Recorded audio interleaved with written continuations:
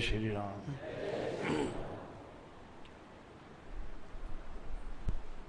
जय श्री राम।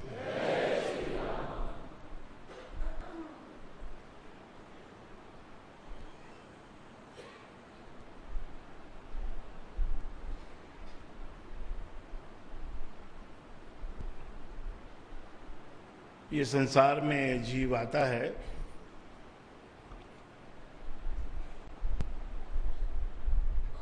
तो अपने साथ 3 तरह के गुण लेके आता है। तामसी गुण, सात्विक गुण और राजसिक गुण। इस संसार भी इन तीनों गुणों से बना हुआ है। मनुष्य का स्वभाव भी इन तीनों गुणों के वेक्टर से बना हुआ है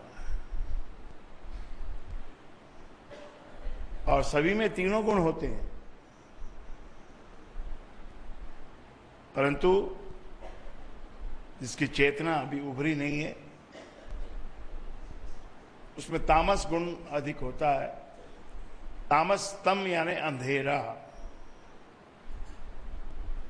उसमें वो गुण ज्यादा होता है। बहुत उसको नींद आती है, बहुत उसको आलस आता है,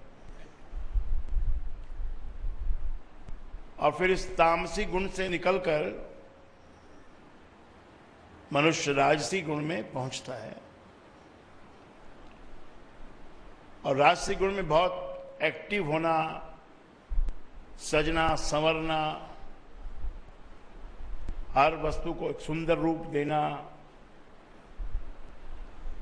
कीमती से कीमती चीज को रखना, उसको यूज करना, लेन देन करना, ये राजसिक गुण है। बढ़िया भोजन करना, सोने की थाली में, चांदी की थाली में, ये राजसिक गुण के ठाट बाट होते हैं। बढ़िया बिस्तरा, बढ़िया महल, बढ़िया घर। और देखा जाए तो ये ही एक गुण जो है, इसके पीछे संसार लगा हुआ है, पूरे सभी प्राणी इसके पीछे लगे। और तीसरा होता है सात्विक गुण, जो सहज भाव से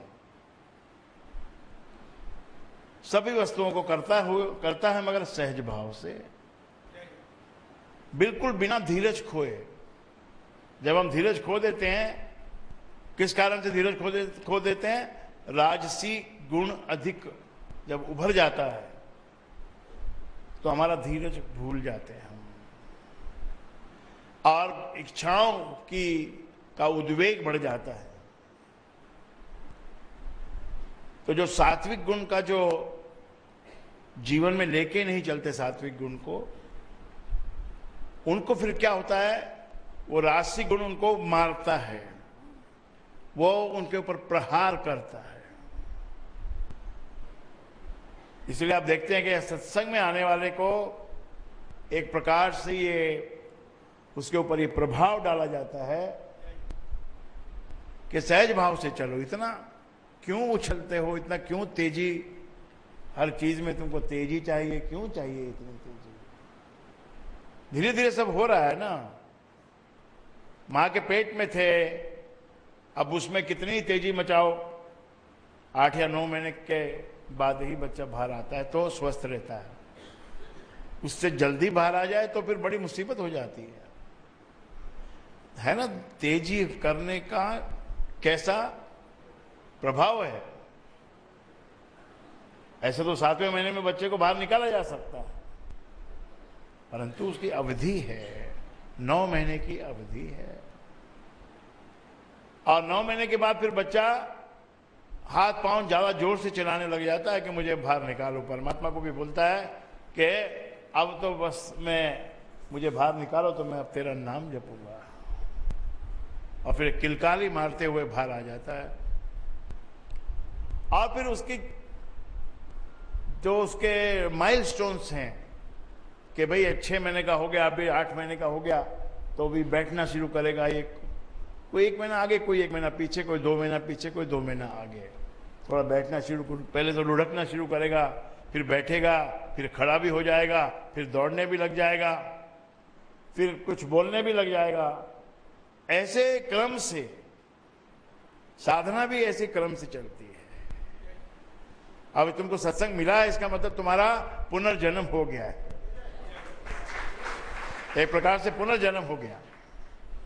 यानी अब तुमको नई सोच से अपने आप को, अपने प्रतिबिंब को गुरु के आईने में देखते हुए, अपने अहंकार को छोड़ते हुए, अहंकार तो हमारे साथ है ही, संसार में अहंकार भी आवश्यक है, ऐसी बात नहीं है कि अहंकार अनावश्यक है।